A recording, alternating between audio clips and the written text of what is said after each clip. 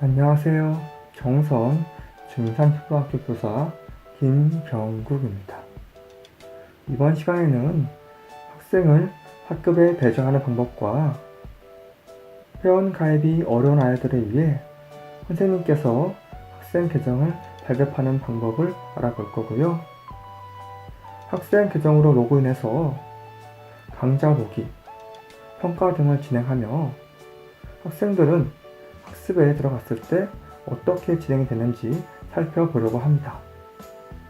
그리고 다시 교사 계정으로 로그인해서 학생들의 학습 현황이나 평가 등을 어떻게 확인하는지 살펴볼 거고요. 마지막으로 쪽지 기능을 어떻게 활용하는지도 알아보려고 합니다. 우선 학생들을 학급에 배정하는 방법부터 살펴보도록 하겠습니다.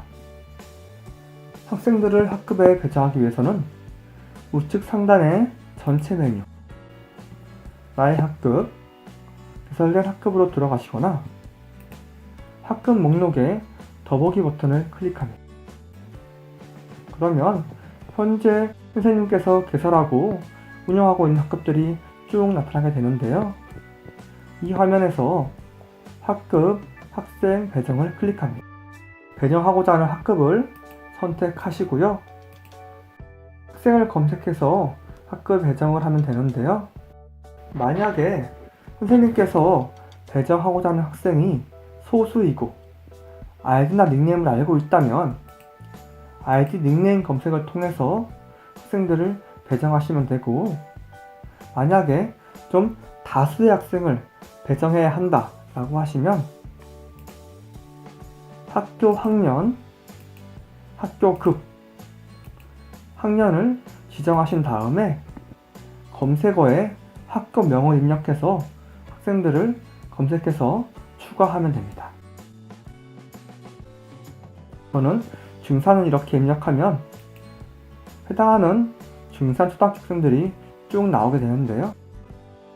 왼쪽에 체크박스를 하시고 추가 그리고 배정 버튼을 클릭해서 학생들을 배정할 수가 있습니다. 이학스터 같은 온라인 학습 사이트를 운영할 때 가장 큰 어려운 점이 학생들 회원 가입을 시키는 것인데요. 이학스터는 회원 가입이 어려운 아이들을 위해서 교사가 학생 계정을 발급, 관리하는 기능을 가지고 있습니다. 학생 계정을 발급하기 위해서 교사 발급 계정 관리를 클릭합니다. 클릭을 하면 현재 선생님께서 발급받아 관리하는 계정들이 나오는데요. 저는 저희 반 아이들 계정과 원격 연수용 계정을 만들었기 때문에 계정들이 나오는 것을 알 수가 있습니다. 계정 생성을 클릭합니다. 그러면 안내문이 하나 나오는데요.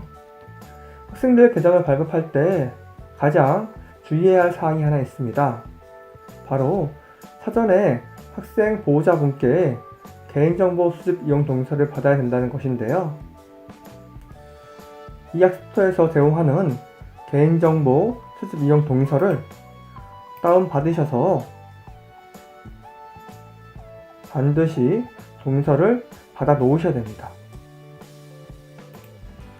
만약에 사전에 동의서를 받기 어려운 사항이라면 문자 메시지나 다른 매체를 통해서 부모님들께 동의를 받은 다음에 사후에라도 반드시 동의서를 받아 놓으셔야 합니다.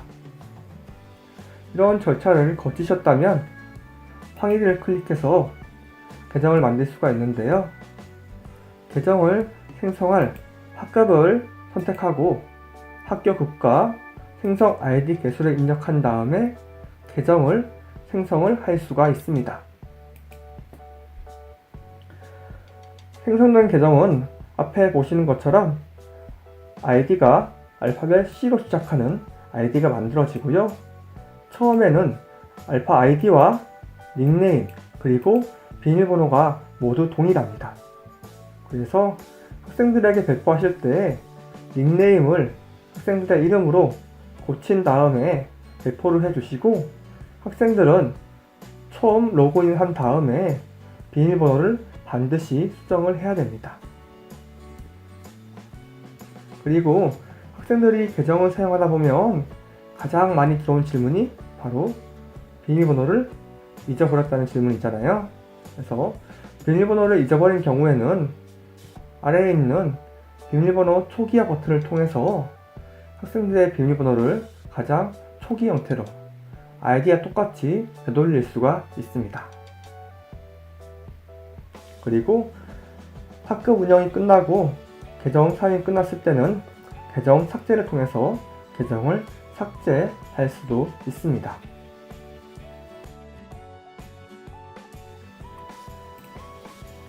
학생 계정 생성이 완료가 되었습니다.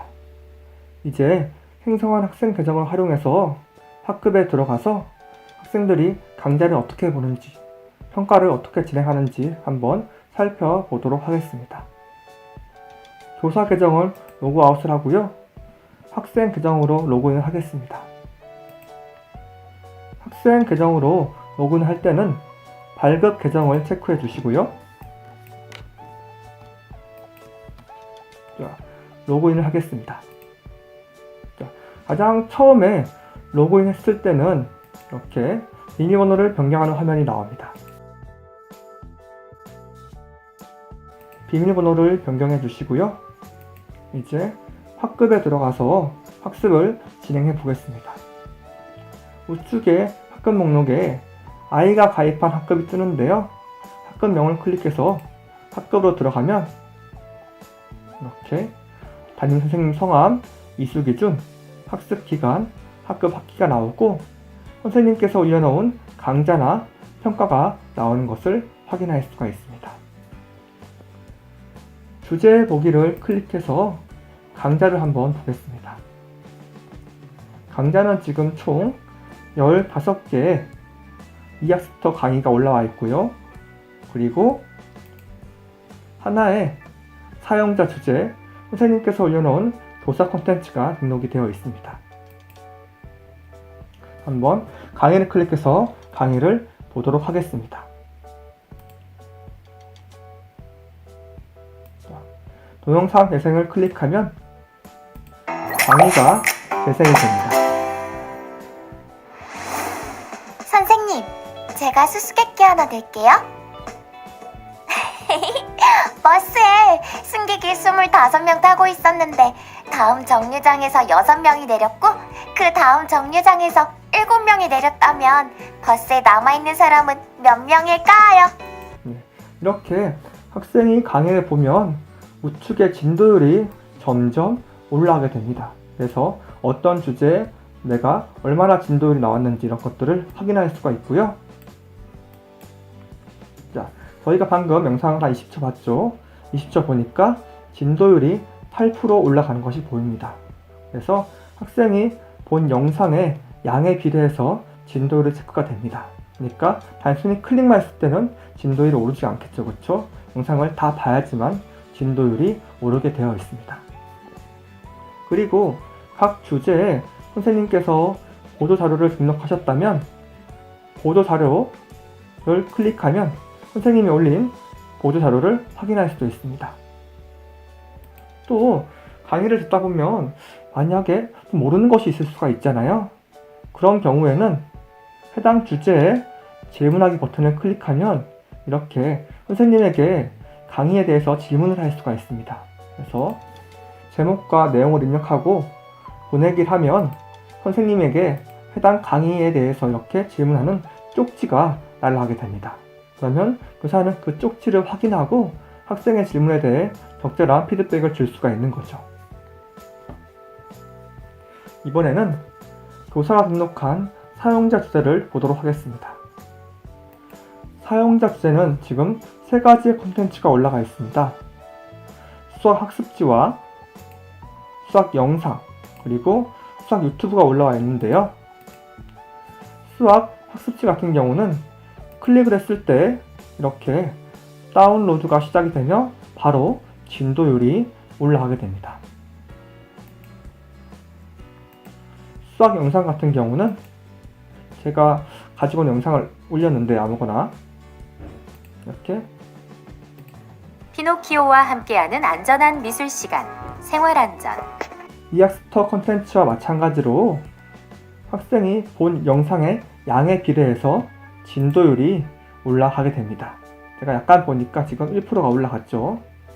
그리고 마지막으로 유튜브나 외부 URL 같은 경우는 클릭을 했을 때 선생님이 링크한 외부 URL이나 유튜브가 실행이 되고요.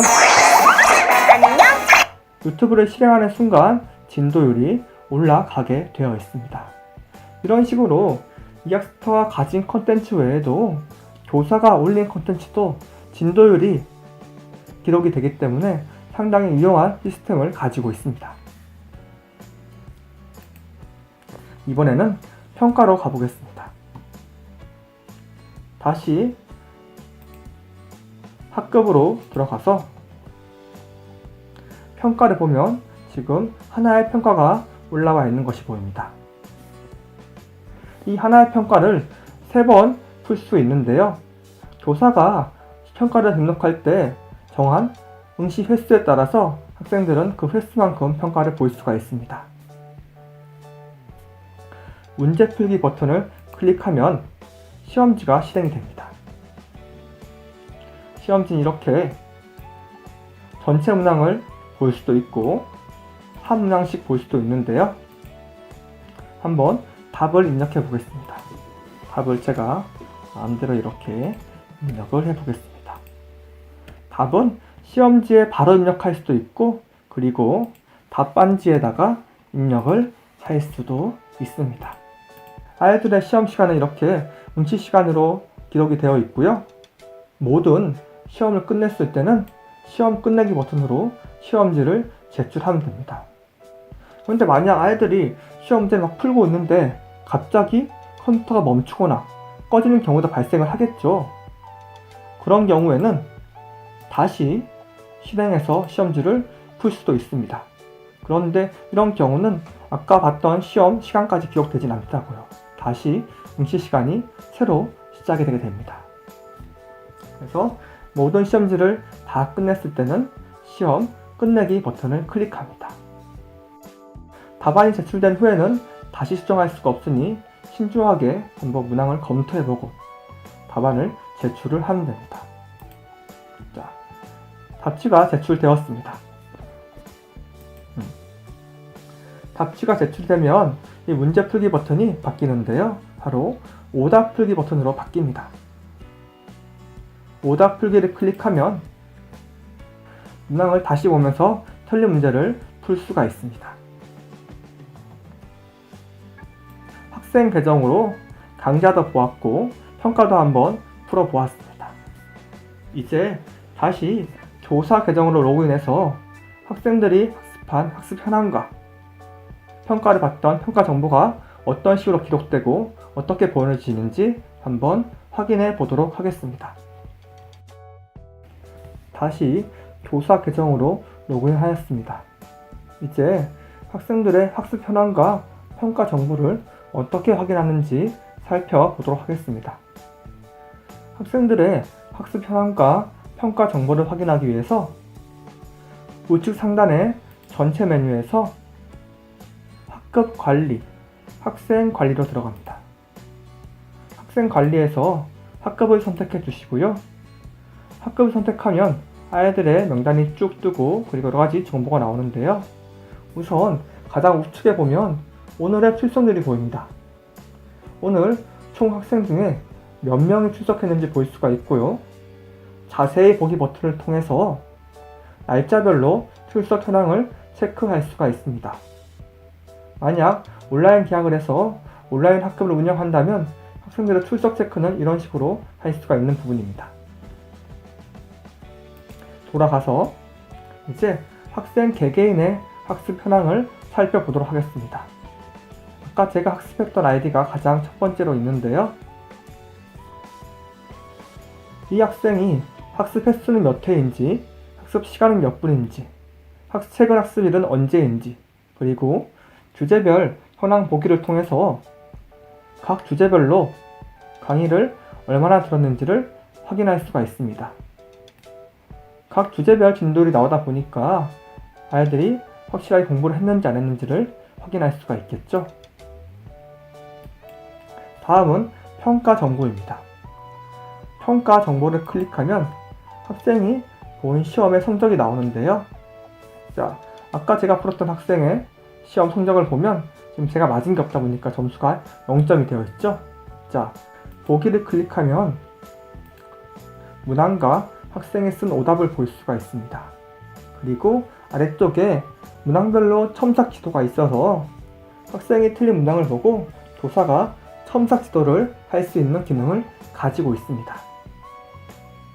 자, 이렇게 학습 현황과 평가 정보를 알아보았습니다. 마지막으로 쪽지 기능에 대해서 알아보겠습니다. 아이디 우측에 보면 쪽지라는 버튼이 있는데요. 쪽지를 클릭합니다. 쪽지를 클릭하면 지금 쪽지가 하나 와 있습니다. 한번 확인을 해 볼게요. 제목을 클릭을 하면 이렇게 쪽지가 뜨는데요. 이 쪽지는 아까 제가 학생용 아이디로 강의를 보면서 모르는 사항이 있으면 선생님께 질문을 할 수 있다 그랬잖아요.